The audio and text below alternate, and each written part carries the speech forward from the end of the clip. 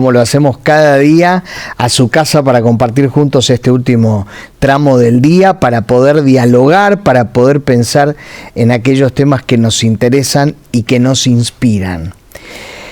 En esta noche vamos a dialogar con alguien con quien ya hemos hecho varios programas y vamos a hablar de una de las cosas más lindas que tiene la vida, supongo que él piensa esto también, que son los libros. Y vamos a pensar cómo los libros y la aparición de la escritura ha cambiado la historia y de qué manera esa escritura y de qué manera esos libros pueden afectar positivamente nuestras vidas. Vamos a estar dialogando de todo esto y queremos que usted se sume al diálogo, se sume a la charla, a la conversación que vamos a tener.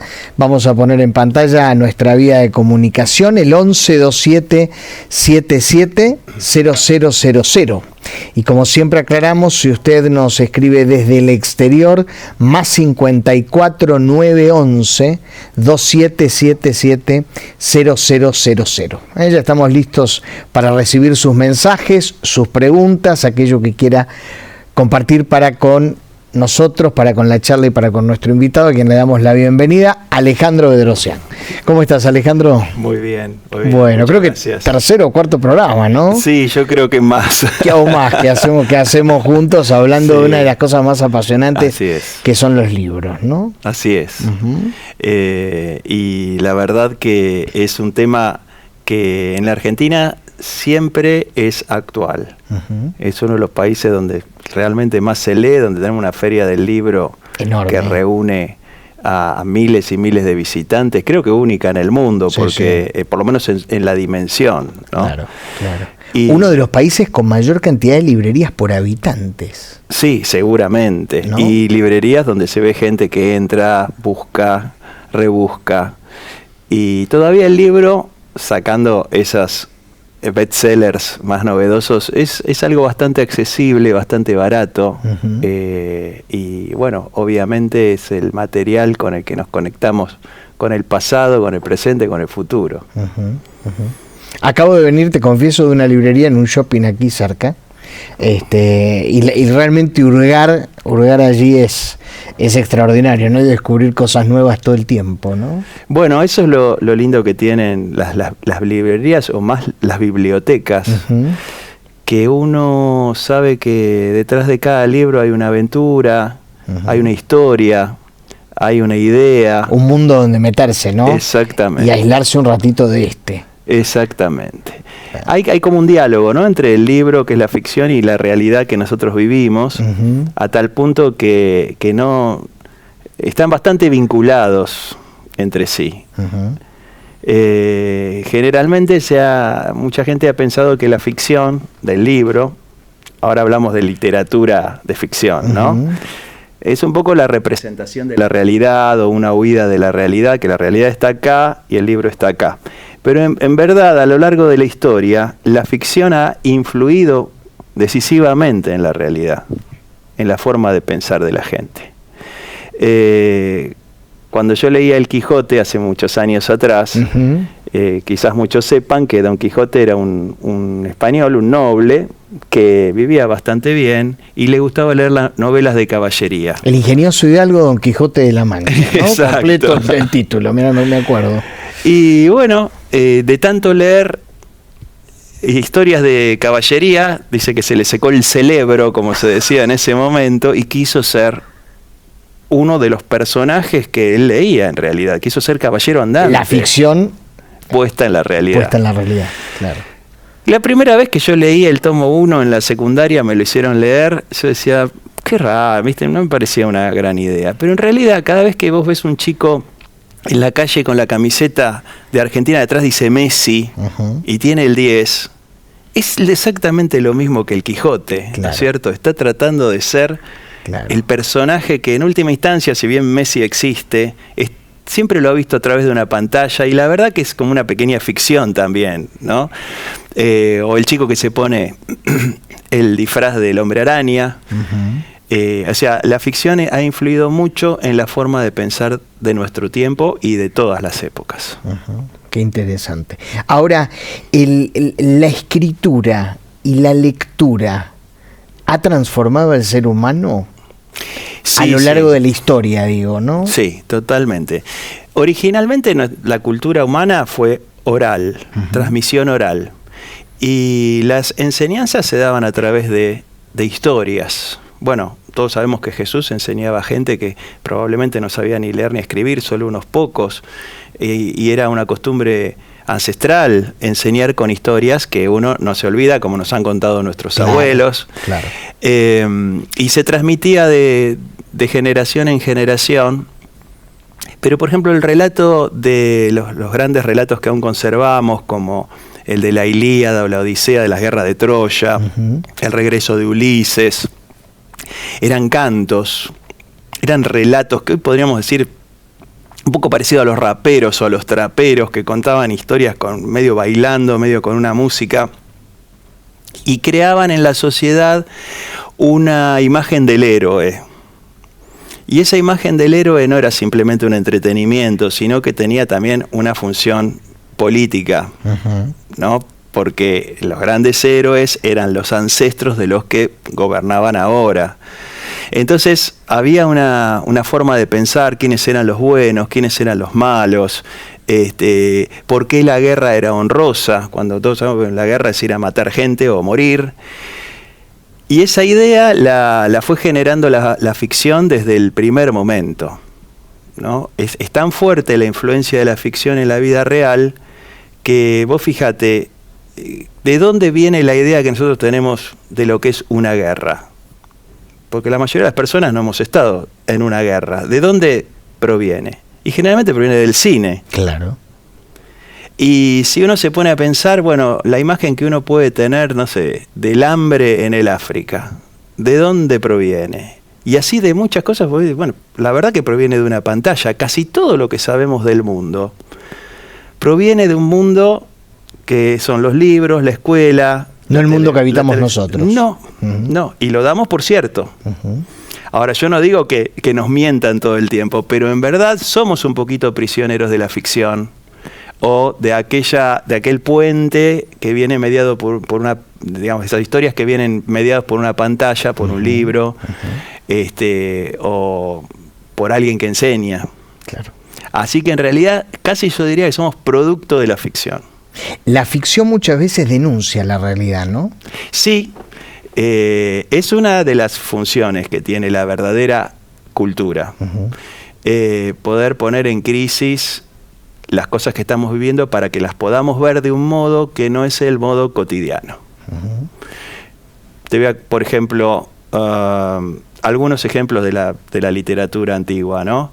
O digamos, siglo XIX.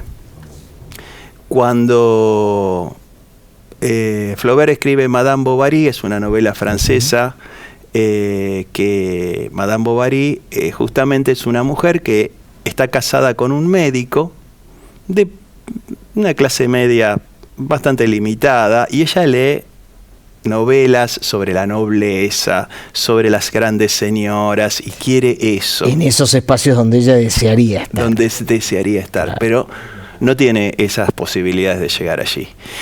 Y un día el marido lo invitan, porque trabaja en un ministerio, a una reunión importante donde ella va a poder acceder, aunque sea por un día, a un palacio.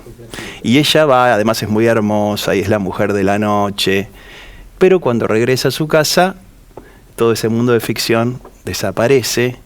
Y este es el comienzo de la novela, ¿no? Porque todo el resto de la novela es la tragedia de una mujer que quiere ser aquello que vio en la ficción y que de algún modo pudo saborear en la realidad, pero que la realidad le dio tan poquito que nunca llegó a ser lo que ella vio en los libros, ¿no? Y verdaderamente es una tragedia muy, muy grande.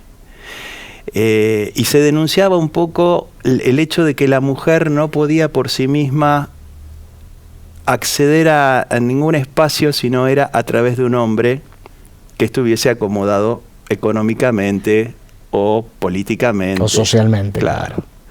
El siglo XIX fue muy productivo en eso. Por ejemplo, Los Miserables, que quizás muchos de los que nos ven pueden haber visto alguna película. De Víctor Hugo, ¿verdad? De Víctor Hugo, otro escritor francés extraordinario. tiene muchas historias, pero en el medio, quizás recordarán los que vieron la película o el musical, que hay un personaje que se llama Fantina, que es una muchacha que tiene 3 amigas y está de novia con un muchacho. Las 4 chicas están de novias con 4 muchachos. Y el novio de ella va a ser abogado, es el que parece que pinta para más y ella parece que va a ser la que mejor le va a ir, pero un día ella queda embarazada y el novio desaparece. Esto está en el libro, por lo menos, no me acuerdo si está en las películas, en los musicales. Y ella queda a la deriva, porque en esa época una mujer embarazada, soltera, era un estigma, tenía sobre ella un estigma social tremendo, ¿no? Entonces ella tiene que dejar a su criatura en una casa de familia para que la cuiden e irse a trabajar. La historia es muy larga porque del trabajo un día se enteran que ella tiene una hija y la echan. La familia que tenía a su bebé cada vez le pide más plata. Ella, con tal de mantener a su bebé, termina prostituyéndose, vende el pelo en un momento. En un momento, en esa época en Francia, se vendían los dientes. Wow. Y los más caros eran los frontales. Los frontales. Se termina convirtiendo en un monstruo. Termina presa. Bueno, no voy a contar toda la historia. Pero, ¿qué denuncia Víctor Hugo? Que a veces a las personas las vemos en un estado y decimos, mira esta mujer, ¿viste? Está en la calle. Y no hemos visto el recorrido de una persona para llegar ahí. Para llegar hasta ese lugar, ¿no? Que si lo supiéramos, lo veríamos desde otro modo. Esa yo creo es la literatura, la alta literatura, ¿no es cierto? Que nos permite ver algo que, bueno, en la cotidianidad, en nuestros apuros, no podemos ver. ¿Te parece que la literatura actual, la que se escribe hoy en día, no denuncia de esta manera la realidad? No. Mira, el otro día murió una premio Nobel, yo no sabía ni quién era. ¿No? Imagínate que yo leo desde chico, pues lo heredamos de mi papá. Me acuerdo de esa biblioteca que había en casa. Soy profesor de literatura. Es más, desististe de la arquitectura para ser profesor de literatura, ¿no? Exactamente. Los libros siempre fueron, los libros y la música fueron mis pasiones. Porque actualmente la literatura, sabiendo que influye tanto en la mentalidad social, es profundamente ideológica. Entonces se crean realidades literarias que, en mi opinión, poco tienen que ver con la realidad de la calle. Y el problema es que el público termina creyendo que esa sí es la realidad de la calle. Y creo que se crea una falsa sensación de cómo es la sociedad, porque la gente no está intercomunicada entre sí para contarse todas las cosas que le pasan, pero sí se lee los libros, se lee el diario, porque no solamente son los libros, ¿no? Son los diarios, son las películas, son la película y el libro de literatura son parientes. Yo te lo iba a preguntar, ¿cuántos libros se transformaron en películas? ¿No? Claro. Y algunos incluso en obras teatrales. Pienso en 2 de Agatha Christie. Sí, bueno, ¿no? La ratonera y los 10 negritos. Los 10, claro, también los 10. Bueno, ¿no? Agatha Christie fue extraordinariamente productiva, es una autora que yo amo profundamente. Sí, enorme, ¿no? Enorme. Hace poco dieron una versión de La ratonera. Mirá, increíble, la verdad que es de una inteligencia, una brillante, extraordinaria. Claro. Pero bueno, desde los inicios desde que se cuenta historias, las historias han tenido una función didáctica, por ejemplo, para enseñarle a los niños. Quizás muchos sepan que la historia de Caperucita Roja terminaba mal. Era atroz, terminaba y se la comía el lobo. Muchas de esas historias eran atroces, ¿no? Claro. Pero ¿por qué? Yo se lo explicaba, mis alumnos de primer año a veces se enojaban. Le digo, ¿por qué? Porque si tu papá te dice, no vayas a tal lugar. Y dice, no, yo quiero ir porque hay un amigo. Y te dice, no, porque una vez ahí pasó otro chico y lo atropelló un auto. Y si la historia termina bien, ¿vos qué le vas a decir? Al final, si salvo la historia, tienes que terminar mal para que tenga un aprendizaje. Eran historias didácticas, pero también eran historias, desde el teatro griego se creó con esa función en el siglo V a.C., de que la persona tenga una comprensión de la sociedad, pero un poco dirigida por los autores. el emperador Augusto, bajo el cual nace Jesús, tuvo, además de un proyecto político, un proyecto literario muy importante, porque, por ejemplo, Virgilio fue uno de los autores más importantes de esa época. Escribió la Eneida, que es un libro increíblemente extraordinario. Es el viaje de Eneas, que es un sobreviviente de Troya, que, bueno, un largo viaje y funda la civilización latina. Todo para demostrar que sus propios ancestros, los de Augusto, eran divinos. Que él era hijo de los dioses. El libro es extraordinario, pero tenía una función, digamos, ideológica. Nadie se puede librar de eso. Por eso los libros, cuando uno los lee, tiene que tener ciertas prácticas que se pueden aplicar a cualquier libro. Desde los libros de ciencia, los libros de ficción literaria, y también la lectura de la Biblia, por supuesto, ¿no es cierto? Para que uno pueda extraer del libro lo que el libro dice y no cualquier otra cosa. Cosa que lamentablemente muchas veces ¿no? Sucede, ¿no? Pensaba hoy mientras pergeneaba el programa, hoy se está haciendo énfasis de cómo se está viviendo esta crisis, cómo les cuesta a los alumnos comprender lo que leen. Sí. ¿Por qué crees que pasa? ¿Pasaba antes? ¿Es un problema de este tiempo? ¿Es un problema de una educación deteriorada? ¿En dónde crees que radica la cuestión, ya que estuviste tantos años con adolescentes, ¿no? Sí. La educación está en un estado de degradación tremendo en las últimas 2 o 3 décadas. Es realmente terrible lo que está pasando. Eso no quiere decir que los docentes sean de mala calidad, ni que las escuelas sean de mala calidad. Están inmersos en un sistema que está en crisis. Es un sistema, claro, exactamente, que a veces baja de un lugar que no es el aula, justamente. Pero muchas veces los docentes en el aula, hacemos lo que tenemos que hacer. Yo no creo que los chicos entiendan los textos tan mal como se... Bueno, mi experiencia es en Capital y en determinadas escuelas. Puede haber otras realidades. Puede haber otras, sí. Yo también he sido docente en la UTN, muchos años, en la regional Aedo, y tomaba a los chicos del ingreso, digamos, ¿no? Que recién salían de la secundaria. Y bueno, había chicos que me decían, ¿qué es Pitágoras? ¿Y cómo, nunca viste el teorema de Pitágoras? No, yo me sacaba todo 10 en matemáticas. Y bueno, viste, ese chico lo estafaron. Claro. Pero eso no quiere decir que el chico tenga dificultad de comprensión. Lo que tuvo ese chico es una mala formación didáctica. Porque cualquier persona, por ejemplo, mi abuela tenía 3er grado y era una lectora voraz y además de una inteligencia extraordinaria. Claro. Porque no hace falta ser universitario para ser un buen lector y entender bien un libro. Por ejemplo, yo siempre les decía a los alumnos, el primer paso para entender un libro es ¿qué dice? ¿Qué dice? ¿Entendiste bien la historia? ¿Entendiste bien el relato? ¿Conoces todas las palabras de lo que así se dice? Porque no es una sola palabra, te cambió el curso. ¿Estás entendiendo bien quién es el personaje principal y de qué se habla? Porque muchas veces, aun cuando leemos la Biblia, que esto lo conversamos incluso antes de leer el programa, empezar el programa, todos llegamos al texto con ciertos prejuicios y cierta expectativa de que el texto diga algo que quizás no está diciendo, y eso un poco nos nubla la lectura. Te voy a poner un ejemplo, que es muy común. La parábola del buen samaritano, que supongo que la mayoría de nuestros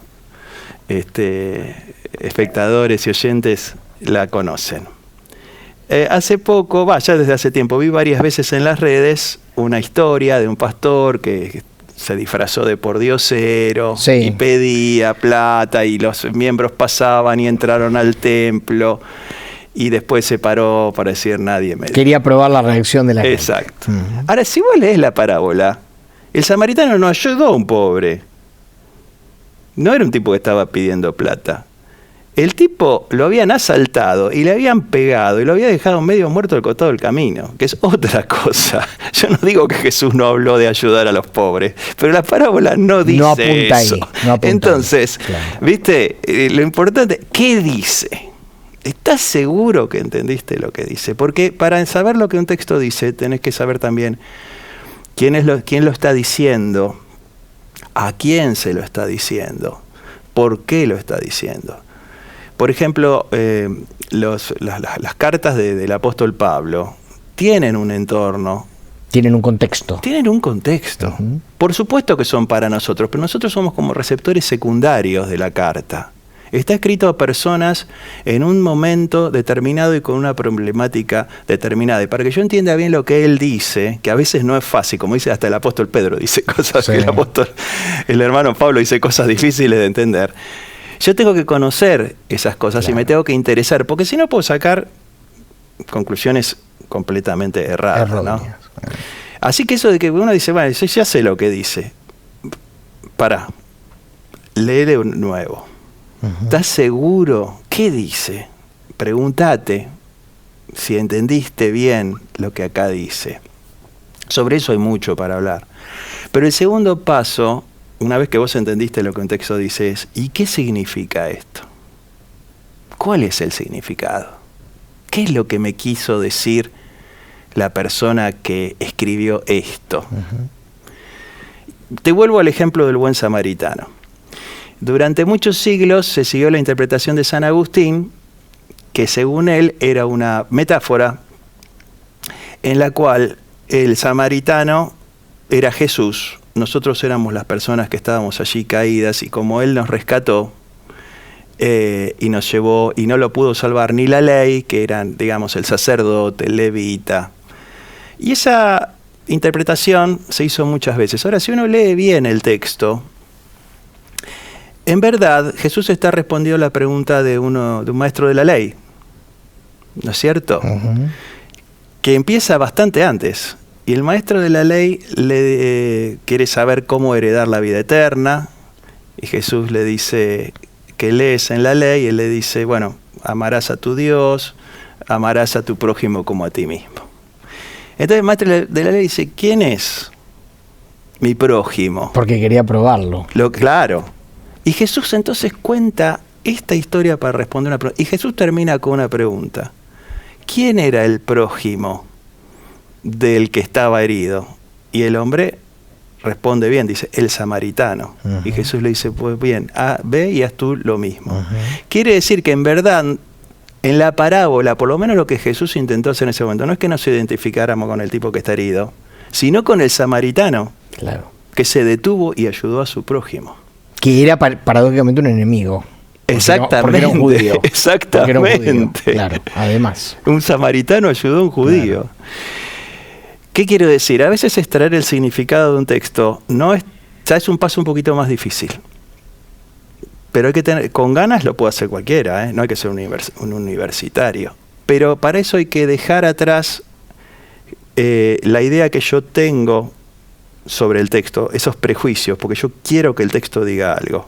Por ejemplo, muchas personas cuando quizás preparan una meditación, tienen una idea y buscan el texto que responda a su idea de lo que quieren decir. Y el proceso tiene que ser al revés, es el texto el que me dice a mí, claro, lo que yo tendría que decirle a mis hermanos. Uh-huh. ¿No es cierto? Entonces, para saber lo que un texto significa, uno se tiene que empezar a hacer otras preguntas, uh-huh, honestas, uh-huh, ¿no? Porque en una de esas el texto quiere decir algo que a mí no me gusta. Uh-huh. Hay pasajes de la Biblia que, lo que voy a decir parece hasta medio ofensivo, me molestan, me incomodan, pero yo no puedo darle vuelta y decir, no, esto en realidad quiere decir otra cosa. Te voy a dar otro ejemplo. Estos ejemplos no los inventé yo. Por ejemplo, Bruce Metzger, que fue un biblista quizás de los más importantes del siglo XX. Hay un pasaje que Jesús habla sobre las riquezas. Uh-huh. Entonces dice a los discípulos, es más difícil que entre un camello por el ojo de una aguja que un rico entre al reino de los cielos. Uh-huh. Entonces se ha intentado explicar muchas veces que hay una puerta que se llamaba la aguja, que el camello pasaba por ahí. No hay ninguna certeza de que haya, arqueológica de que haya habido algo así. ¿Por qué?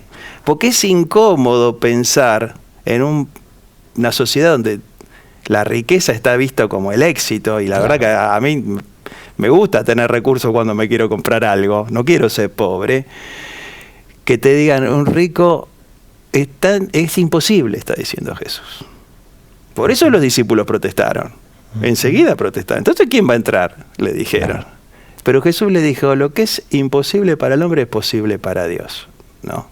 Ahora, son textos que a veces, viste, te dejan incómodo, ni hablar de amar a los enemigos. Claro. Todo lo que sea contracultural nos resulta incómodo. Bueno, por eso cuando uno lee, sea la Biblia o cualquier texto, ¿por qué digo? Hay muchísimos chicos cristianos universitarios que están en carreras humanísticas, sociología, psicología. Hace poco me decía una ex estudiante de psicología, una de las cosas más que me resultaron más difíciles de la carrera, estudiaba en la UBA ella, yo he dado clases en la UBA también, es que yo tenía que dar por sentado que Dios era una creación del subconsciente, una proyección del Padre, ¿me entendés? O sea, no es fácil no solo enfrentarse al texto bíblico, sino que yo les decía, bueno, uno no tiene por qué aceptar, pero tenés que leer, cuando vos lees un autor que es contrario a lo que nosotros creemos, hay que leerlo con interés y con honestidad y con paciencia, porque él está exponiendo lo que cree. Es verdad que en la facultad muchas veces además tenés que repetir eso como si vos lo creyeras para probar, eso es verdad, especialmente en las carreras de sociología, claro. De psicología a las humanísticas, Puan y todo eso. Yo fui profesor, a mí no me la vendieron, o sea, yo lo vi. O sea, vos para probar tenés que decir lo que dice el profesor. Ellos te dicen, acá les venimos a enseñar a pensar. Sí, a pensar como piensa el profesor. Claro. Esa es la verdad, ¿viste? A mí, ya a esta edad, no me van a venir a psicopatear con eso. Pero, por ejemplo, cuando yo era chico, era adolescente, encontré en la biblioteca de mi papá un libro de Bertrand Russell, un matemático inglés muy conocido del siglo XX, que escribió muchos textos, pero el texto se llama ¿Por qué no soy cristiano? Y yo dije, yo quiero leer esto, porque yo soy cristiano, pero yo quiero saber si es verdad. Quiero saber qué piensa un tipo muy capaz, lo contrario de lo que yo pienso. Mi hermano obviamente también lo leyó, Pablo. Bueno, el libro un poco me decepcionó, la verdad, porque más que nada hablaba de la historia del cristianismo, viste, de las guerras, de esto, pero no de la fe cristiana. Claro. Pero el lector tiene que, también es como animarse, es un acto de arrojo, es un riesgo a acercarse al significado del texto. Ya sea con la Biblia o con cualquiera de los otros textos que nosotros leemos. Porque muchas veces también los cristianos enseguida, viste, rechazamos cualquier cosa que no sea afín a lo que nosotros creemos y nos perdemos la oportunidad de entender cómo piensa otra persona, ¿no es cierto? Especialmente los que están en la vereda opuesta. Por supuesto que yo he leído muchas cosas que me molestan en el momento que las leo, pero he considerado necesaria leerlas, ¿no? Así que estos pasos de qué dice un texto y qué significa son pasos muy importantes para poder aprovechar la lectura. ¿Viste? Bueno, no sé si me quedé pensando en esto, no, en absoluto. El ritmo que llevamos, el ajetreo cotidiano, ¿no atenta contra todo esto? Sí, por supuesto. Mira, en la antigüedad esos cantos que yo te decía duraban horas y la gente los escuchaba, no le parecía largo. Cuando apareció, pasamos de una cultura oral a una cultura letrada. Cuando se crea la escritura, los tiempos se redujeron porque la lectura silenciosa, leída, que además llegó muchos años llegar a eso, es mucho más rápida que que la transmisión oral. Claro, fíjate que una obra de teatro que dura 1 hora y media es un librito así chiquitito, claro. ¿no es cierto? Imagínate una novela de 200 páginas, no terminaría más si uno se los pone a recitar. Pero ¿qué ha pasado? Nosotros pasamos ahora de una cultura letrada a una videocultura. Absolutamente. Yo diría desde que la televisión ingresó en los hogares. Empezó el proceso. Y claro, y con internet ni hablar. Entonces, claro. Y te sumo esto, y las nuevas generaciones. Sí, totalmente. Pero no hablemos solo de las nuevas generaciones. Nosotros también leemos cortito. No, nos da un poco ahora, viste, sentarnos a leer cosas largas, no nos cuesta, viste, ya miramos, tiene 32 páginas, que antes no era nada, claro. Porque uno leía 320. Y ahí nos resulta un peso. Claro, exacto. Entonces, se sabe que los cambios de plataforma, es decir, del soporte de donde está la lectura, cambia los modos de escribir y los modos de leer. Por ejemplo, en la época de Jesús existía el rollo, no el libro. Existía el libro, pero básicamente los judíos conocían el rollo. Cuando se cuenta que Jesús leyó en la sinagoga de su ciudad el texto de Isaías, el rollo, vos para leerlo empezás a desenrollar de un lado y a enrollar del otro. O sea, si vos querés llegar al capítulo 53, o no me acuerdo cuál es leyó Jesús, que está bastante avanzado, tenés un rato que ir de maniobrar. Pues no es que lo tirás así, ¿viste? Entonces Jesús leyó. Y después, por respeto, se volvía a cerrar el rollo.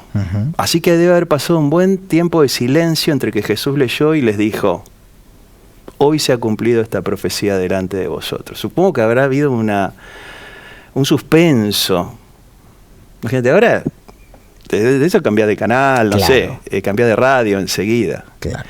El libro facilitó mucho la lectura, el tipo libro, porque al poner las páginas como las conocemos nosotros, vos hojeás y rápidamente encontrás y pasás de una página a la otra, claro. Vos pensás que esto también lo decía Metzger, Lucas, que escribió el Evangelio, y Hechos, son dos libros que tienen prácticamente la misma longitud y tienen el máximo de espacio que podía ocupar un rollo, porque un rollo tampoco, viste, podía ser como una garrafa, porque no tenía ni quien lo podía llevar. Y él una vez decía, son dos libros separados, obviamente, pero si aún Lucas los hubiera querido escribir como un solo libro, no los hubiera podido poner en un solo rollo. Claro. Igual hubiera tenido que haber hecho dos rollos. Claro. Nosotros pasamos a textos enormes y de repente, como si fuese no sé, las cataratas que se nos cayeron encima, apareció Internet. Y hoy, cuando vos en la red ves un escrito que supera lo que la pantallita te marca, se vuelve como difícil de leer. Lo cual implica que la lectura no puede ser ni muy profunda, ni permitirnos tiempos de reflexión como permite el libro. De todos modos, se sigue leyendo mucho en Buenos Aires, libro. ¿No? Yo veo en el subte, en las salas de espera, la gente con un libro. Sí. Y los creyentes, especialmente, somos un pueblo de lectores. A mí me preocupa igual que se lea la Biblia desde un celular. No cuando uno está en el colectivo, no me refiero a eso.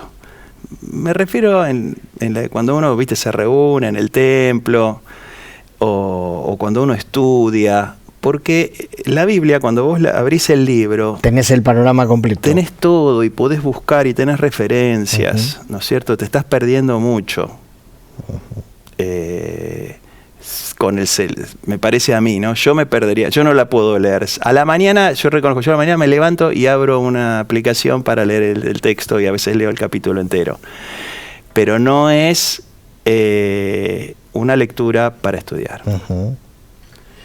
Esa por lo menos es mi opinión. Bueno, me doy cuenta recorriendo alguna que otra congregación donde voy a compartir la palabra, me llama la atención que algunas utilizan el celular a pleno y otras mantienen la costumbre de llevar el texto bíblico. Viste que el texto, ¿no?, se proyecta. También. Me parece bárbaro, no estoy en contra de eso. Pero le puede quitar algo al hábito del... La gente dice, ¿para qué voy a llevar la Biblia si total me lo ponen ahí? Claro. ¿Viste? Ojo, no digo que no hay que hacerlo, a mí me encanta leerlo. Desde una buena pantalla, a mí me gusta estar cómodo en el templo. Un pasito más, si uno quisiera dar, además de, viste, qué es el texto, qué dice y qué significa, es cómo reacciono yo a lo que dice ahí. Esto es otra cosa muy importante. Yo he conocido muchos chicos que terminan la secundaria, entran a la facultad y le dan un libro y de repente no sé qué les pasa, viste, descubrieron América, empiezan a odiar a sus padres, no sé, viste, se vuelven revolucionarios, viste, como si un libro les hubiera abierto los ojos. Y ese no es un lector crítico. Un lector crítico es una persona que, te voy a decir, pasa por todas esas etapas, primero entiende bien lo que el texto dice, qué es lo que quiere decir, pero después reacciona críticamente a lo que allí dice. ¿Qué te quiero decir con esto? Muchos libros parece que dicen la verdad, pero si vos te pones a analizarlos bien, están llenos de contradicciones por todos lados. Sí. ¿Viste? Entonces, hace unos años se daba en las escuelas, pues yo estuve muchísimos años en ESEA, que es una institución que quiero muchísimo, pero di clases en el Nacional Buenos Aires, en el Liceo 10, y había una novela corta que quizás algunos de nuestros oyentes la hayan leído, se llamaba Los ojos del perro siberiano. Es una novela corta donde está relatada en primera persona, es la historia de un hermano menor que cuenta más que nada la historia de su hermano mayor, que estaba enfermo, tenía SIDA. Bueno, y hay una crítica despiadada a los padres de Ezequiel. Ezequiel es el hermano mayor. Despiadada, ¿no? Así como muy arquetípica, ¿viste? Y resulta que cuando hacíamos el análisis del libro, bueno, todos los chicos, sí, no, porque los padres a veces esto, lo otro. Ahora resulta que en el libro Ezequiel había estado de novio, la novia había quedado embarazada y habían abortado. Entonces yo le decía a los chicos, y Ezequiel, que critica, digamos, tan ferozmente al padre, quizás tenga razón o no, ¿cómo fue él como padre? Y nadie se percataba cuándo fue padre. Bueno, no sé, en el libro dice que había tenido, la novia que embarazada hizo un aborto. O sea, el padre habrá sido muy malo, pero él a su hijo lo liquidó en el bien. Es decir, cuando vos agarrás un libro, no hay ningún libro que no tenga patas flojas, esto te quiero decir. Y para eso hace falta un lector atento, ese pasito de cómo reacciono yo a lo que leo, que es muy importante. En cuanto a la Biblia, que es mi libro de cabecera, creo que el de todos nosotros, de la mayoría de los que seguramente nos escuchan. A veces, para saber cómo reaccionar frente a un texto, qué es lo que significa para mí, es quizás hasta, yo te diría, la parte más importante. Ahora, un texto suelto puede llevarte también a significados o reacciones equivocadas o erradas. Porque la Biblia es una cosa tiene un mensaje integral, claro. ¿Viste? Es tan integral que cuando uno lee algo, siempre decía el pastor Stanley Clark, que hacía un rato comentábamos de él en nuestra iglesia bautista de Flores, Stanley Clark padre, que el mejor comentario de un texto bíblico es otro texto bíblico que hable del mismo tema, ¿no? Porque uno puede encontrar muy buenos comentarios, diccionarios bíblicos, pero ver la integralidad de lo que allí se está diciendo, ¿no? Te voy a dar un ejemplo. Jesús dice en el Sermón del Monte que si te pegan en una mejilla, pon también la otra. Otro texto de esos que a mí me incomodan. Y mi mamá siempre me lo ponía. Para incomodar. Para incomodarme. No, pero tenés que poner la otra mejilla. Ahora, a Jesús una vez le pegaron en la mejilla. Recordarás, en el juicio, ¿no es cierto? En el Sanedrín le pegan un cachetazo. Y Jesús reacciona. Y dice, si dije algo fuera de lugar, tenías razón, pero si yo no dije, si lo que dije fue verdad, ¿por qué me golpeas? Entonces, uno integra. Claro. Una cuestión con la otra. Una cuestión con la otra, ¿no es cierto? Jesús obviamente no devolvió, y como le dijo a los discípulos, podría haber llamado una legión de ángeles que lo defendieran y no lo hizo. Ujú. Pero quiero decir, siempre el texto requiere una lectura completa y no parcial. Ujú. Como dijo alguien, no tomar un texto, quitarlo de contexto y transformarlo en un pretexto, ¿no? Exacto, sí. Gran desafío.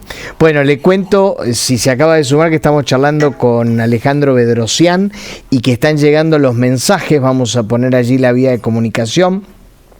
11-2777-0000, y si nos escribe desde el exterior, más 54-911-2777-0000. Bueno, llegaron un montón de mensajes mientras charlábamos, te leo algunos.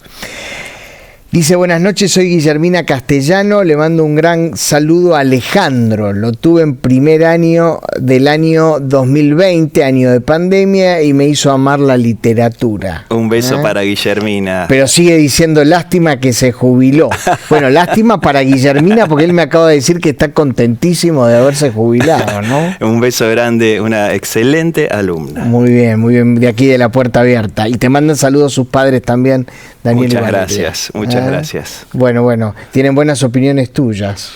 Lo mismo opina Agostina Rafa. Un gran saludo para Alejandro. También, qué un lindo. Gran profe. Gracias, Agostina. Te quieren los chicos, ¿no? Parece, ¿no? Que sí. Gran saludo para Alejandro de Julio Billy Admadjian. Sí. Que se prepare que el 30 tocamos. Sí, un gran músico. Mira vos. El 30 vamos a hacer acompañar un poco los 30 años de la fundación de la iglesia allí frente a Parque Interamericano, que pastorea Marco Polo. Que hemos hecho programas con Marco Polo. Un abrazo para también. Billy también. Hola Ale, es hora que escribas algo real, dice Edmundo, Mabel y Rocío de Esquel. Bueno, son dos muy queridos amigos. Siempre sueño con volver a Esquel y visitarlos. Estuve hace 2 años, que no conocía. Edmundo es docente universitario, Mabel es médica, Rocío es su hija. He escrito junto con una exalumna muy querida, Meliné Infante, una historia real que no está publicada todavía, sobre la abuela de Meliné, que es una biografía, está basada en un cuadernito que la abuela escribió sobre su propia biografía, nosotros le dimos forma. Nelly Papelian. Es una historia apasionante de una mujer que atravesó la Segunda Guerra Mundial en Rumania, después el comunismo, fue líder comunista de la Juventud Comunista, cómo huyó del comunismo, cómo conoció el Evangelio. Es una historia apasionante. ¿Viste? Sí. Tremendo. Buenas noches, nos dice Elvira de Alberdi, Oberá, Misiones. Buenas noches, escuchando el programa. Qué interesantes siempre son los programas, ¿eh? Dios los bendiga. El invitado también nos dice Ceci de Floresta. Muchas gracias. Excelente programas. Somos de la generación que llevamos la Biblia a la iglesia. Ojalá volvamos todos a esa bendita costumbre, nos dice la familia Giormetti de Caseros. Bueno, coincido plenamente. Qué bueno. Muy bien. Gran desafío. Ale, es increíble, pero el tiempo pasa, vuela. Y nos trajiste 2 libros. Sí. Los conozco. A ver, voy a poner ahí Cómo comprender la Biblia, de John Stott. Contemos que John Stott fue un enorme teólogo inglés. Recordábamos que estuvo en el 94 en las conferencias del Seminario Bautista. Me acuerdo haber estado ahí. Y contame por qué trajiste este libro. Este libro fue para mí muy importante y es muy, muy interesante para cualquier lector, porque voy a simplemente mencionar algunas cositas que están en su índice. Es una introducción muy buena a la lectura de la Biblia. Empieza hablando de cuál es el propósito de la Biblia. Justamente esto que decíamos, el significado del tema. Que no sé si todo el mundo lo tiene claro, pero el tema de la Biblia es Jesucristo. Es Dios hecho hombre que vino a redimirnos. Juan 3:16. Todo el Antiguo Testamento tiene una dirección. Todas las historias, esas hermosas que leímos de David, de Daniel, de José, hacia un punto, hacia la llegada de Dios a la tierra. Y todo lo que viene después de los evangelios Mira también hacia Jesucristo. Es la predicación de lo que ya pasó, de lo que ya es y por supuesto de lo que vendrá. Y también tiene, esto me parece muy interesante, cómo entender un pasaje bíblico. ¿Cómo puedo yo sentarme frente a un texto? Porque hay textos que son fáciles de entender y hay textos que son un poco más difíciles de entender, ¿no es cierto? Este otro librito, que es del mismo autor, se llama La Biblia es para hoy. Fíjense qué chiquitito que es, tiene 64 páginas desde el inicio, o sea, realmente... de muy fácil lectura. De muy fácil lectura. Yo lo recomiendo fervientemente.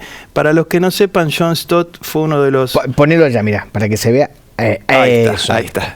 La Biblia es para John Stott, que ha estado en Argentina más de una vez, yo tengo los cassettes que tengo que digitalizar. Ha sido uno de los escritores y pensadores más prolíficos en el mundo evangélico, yo creo en el siglo XX, especialmente en la segunda mitad. Yo tuve la oportunidad, de lo poco que he viajado en mi vida, de estar en la iglesia donde él fue pastor. Primero, cuando estuve en la Argentina, me firmó un libro, lo tengo guardado en mi casa así como si fuera de oro. Y estuve en la iglesia donde él fue pastor y fue muy emocionante para mí. Este libro enseña 4 cosas que yo creo que son claves en la lectura de la Biblia. Primero dice el principio de la sencillez, el sentido natural del texto. Por ejemplo, los fariseos entendían los textos de un modo literal. Y Jesús les trataba de explicar que ese sentido literal estaba desviando el real sentido del pasaje. ¿No es cierto? Porque si yo le digo de una persona, este no tiene corazón, no estoy diciendo que le falta. Claro, es metafórico, ¿no es cierto? Es metafórico. Entonces se dice que lo importante no es el sentido literal de un texto, sino el sentido natural, ¿no? El sentido lógico, el sentido común, digamos, en la lectura.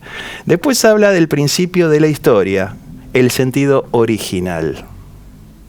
Es decir, qué sentido tenía lo que se decía en el momento en que se escribió. Esto es muy importante. Me permito dar un ejemplo. En la parábola del hijo pródigo,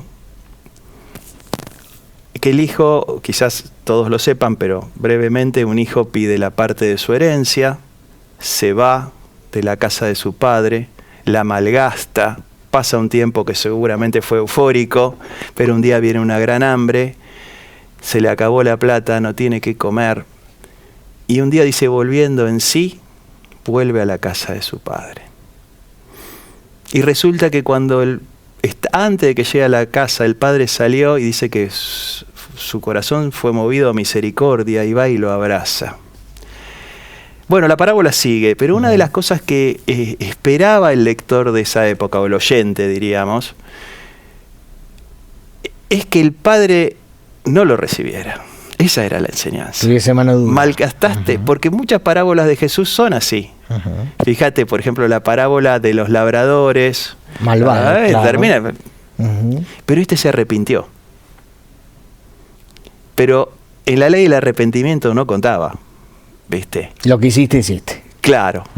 Entonces, cuando Jesús dijo esa parábola, fue un impacto ese final. No era el final esperado. Por lo menos en ese momento. Y eso, los hombres de ese tiempo lo captaron mejor que lo que podemos captarlo nosotros hoy. El principio de la armonía, que hablábamos algo, el sentido integral. Cuando leo un texto de la Biblia suelto, ojo, ¿qué dice la Biblia sobre ese tema en todos los otros libros? ¿Qué se me está enseñando? Porque para saber bien lo que se dice tengo que tener todas las referencias posibles. Y acá tiene algo, el último, que se llama el principio de la modernidad, que dice acá buscar el sentido esencial. Es decir, ¿qué significa aquello que significaba originalmente en ese tiempo y qué sentido tiene hoy para mí?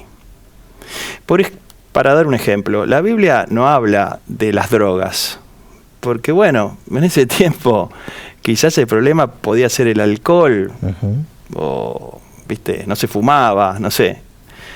Pero eso no quiere decir que la Biblia no hable de las adicciones o de las drogas, aunque no las mencione. porque muchas cosas que se decían para el tiempo en que se dijeron nos dan la pauta de lo que nosotros tenemos para hacer hoy. Entonces, muchas cosas, aunque los libros de la Biblia fueron escritos hace 2000 años atrás, y otros, los del Antiguo Testamento, mucho más, siguen hablándonos, pero para eso hace falta ser un lector que vaya estudiando el texto paso a paso. Sin sacar conclusiones apresuradas. A veces cuando un lector no entiende lo que dice, es bueno ir y preguntar a alguien que sepa un poco más. Claro, por supuesto. ¿No? Y eso ayuda a que nosotros comprendamos lo que allí se dice. Que finalmente lo que queremos es saber qué es lo que Dios quiere de mí. ¿Cómo se aplica esa verdad a mí? Claro, y cuál es qué es lo que finalmente Dios me está diciendo a mí. A cada uno de los que está atrás de la pantalla, porque la Biblia no es el libro para la iglesia, para el mundo, lo es, pero es básicamente un libro para vos, para mí, para el que está escuchando. Para cada individuo. Y Dios te está hablando, tenés que entender bien lo que te está diciendo. Bueno, van varios mensajes con preguntas. ¿Es verdad que nuevos estudios estadísticos dicen que el 82% de los libros hacen referencia a otros libros e ideas anteriores y que hay muy poco material creativo nuevo inédito? Muy interesante la pregunta. Sí, ¿no? claro que sí. No sé el aspecto estadístico. Yo creo que hoy ya no hay libro que no haga referencia a otros libros anteriores. ¿Que hay una pérdida de la creatividad? Sí, porque la creatividad viene en contextos donde se reacciona contra lo que pasa. Vos fíjate, hay tantos estereotipos ahora, y tal sean los libros o en las series, que fíjate que cuando yo era chico, en las series, las telenovelas argentinas, yo siempre vi una monjita y un cura, ¿viste? Que arreglaban las cosas, porque es una sociedad muy católica y desde el poder, hoy la Iglesia Católica cambió. Hoy, digamos, siempre hay no siempre, pero aparece muy a menudo una pareja gay, ¿no? Como si fuera una cosa muy normal. Lo cual antes hubiese sido impensado. Es totalmente. Bueno, todas esas cosas son como bajadas ideológicas. Con los libros pasa lo mismo. Las referencias, que entiendo yo que todos libros hacen referencias a otras, hacen como generaciones de libros, son unas familias, ¿no es cierto?, de libros. Y es importante saber algo sobre esas referencias. ¿Cuáles son las influencias que trae ese autor y que está de algún modo reproduciendo? Por ejemplo, porque siempre además la literatura se anticipa. Los pensadores franceses, especialmente de la década del 60, sembraron el ateísmo en Europa. Hoy Europa está en una crisis de identidad, nadie sabe quiénes son y qué quieren, y tendrán plata, pero lo poco que yo vi, más allá de la belleza y de la historia, culturalmente están en decadencia. Es decir, hoy Europa no produce muchas cosas novedosas como puede pasar con los Estados Unidos o con otros países. Y ese ateísmo que fue sembrado por Sartre, por Derrida, por Foucault, por todos estos, por los pensadores, que acá, viste, los admiran como si fueran, no sé, semidioses allá en Puan. Foucault era un pervertido, o sea, era un tipo que iba a Marruecos a pagarle a los chicos pobres para abusar de ellos, digamos. Esto era denunciado por sus contemporáneos, ¿no? Y sus libros están llenos, yo los he leído porque obviamente es un autor muy importante, están llenos de falacias históricas, pero forjaron una forma de pensar que todavía hoy seguimos arrastrando, el posmodernismo, ¿no? Qué interesante, muchos la leyeron como verdades, y como verdades absolutas. Por supuesto, ¿no? Vos decís Foucault y la gente, viste, se pone de pie. Ahora, eso es para un análisis de otras características. Tremendo. Mientras charlamos, ¿aparecieron tus redes? ¿Cuáles son? A ver, porque vi que fueron apareciendo, pero no pude prestar atención porque estábamos charlando. Allí está. Hay un Instagram, alejandro.bedrosian. ¿Hay alguna otra? Y estoy en Facebook. Yo soy un tipo común y corriente, así que lo que tengo son amigos, nosotros, contactos. Sí, claro. Pero me acuerdo que en una de tus redes te declarás uno de los tipos más exitosos del mundo. Quiero decir algo. Yo sé hasta muy poco que tengo Instagram, por pedido de mi hijo, pero una de las pocas redes que he leído son las de Alejandro porque valen la pena leerlas. Y lea ese tramo donde se declara el hombre más exitoso del mundo. En realidad, perdón, ahora me acuerdo, yo tengo 2 páginas de Facebook con mi nombre, pero en una solamente hay cuentos. Ajá. Si alguien quiere investigar un poquito, en una estoy yo. Ahí está el Facebook, Alejandro.Bedrosian. Y en otras son historias. Pero somos exitosos. Estoy seguro que vos te sentís el hombre más exitoso también. Claro, hay que preguntarse qué es ser exitoso. Estamos vivos, claro. Estamos sanos, claro. Conocemos al Señor, sabemos dónde vamos a dormir hoy, tenemos el amor de nuestras familias. Lo cual no es poco, ¿no? ¿Qué más podés pedir? Lo cual no es poco. Si ahora te pusieran, no sé, 20 millones de dólares encima, no cambiaría ni tu cara, ni tu ropa, ni tus amigos, ¿viste? Los auténticos. Claro. No sé qué más se puede pedir. Es cierto. Pero bueno, estamos tan influenciados por la cultura donde vivimos, ¿no? Que como digo yo, influye en nosotros mucho más de lo que creemos o sospechamos, ¿no? Sí. Pues es que Elizabeth de Cava te hace una pregunta y nos estamos casi yendo, que era una de las que yo tenía pensado hacerte. Dice: soy Elizabeth de Cava, tengo 58 años. ¿Creen que a esta edad podría transformarme en una buena lectora? No lo he sido de pequeña ni de joven, pero me encantaría hacerlo. Sí, Elizabeth, por supuesto que sí. Te recomiendo empezar con algo que te guste mucho. Los libros que más me han apasionado a mí son libros muy sencillos. El Principito de Saint-Exupéry es un libro maravilloso para empezar. El diario de Ana Frank. Sí, Elizabeth, no hay edad para empezar. ¿Qué cosas nos pueden dar un buen libro, Ale? Emoción. Nos pueden conmover, pero en el sentido de sacarnos del lugar donde estamos y nos mueven a otro lugar. Hay un autor judío, Amos Oz, muy importante, tiene una novela que se llama La mujer en la ventana, que dice: cuando uno va como turista ve las calles, ve las ventanas, pero cuando uno lee, entra en el cuarto de las personas, entra en sus cajones y entra en la mente de la persona. Así que la literatura, la buena literatura, porque hay mala literatura, la buena literatura nos da eso, nos permite meternos en la cabeza del otro y ver cómo piensa, cómo vive, qué hay en su corazón. Una buena lectura nos ayuda a expresarnos mejor de manera escrita y también de manera oral, ¿no? Sí, por supuesto. Enriquece nuestro lenguaje. Sí, a mí me preocupa, yo toda mi vida he escuchado radio, me gusta mucho. El nivel del habla de los periodistas. Tremendo. Las palabrotas. A la tarde es tremendo. ¿Sabes qué es eso? Es falta de recursos lingüísticos, porque no pueden decir las cosas sin una palabrota, porque el lenguaje pero es la cortedad. Imagínate que teníamos locutores antes como Larrea Carrizo. Periodistas como Pepe Liachev.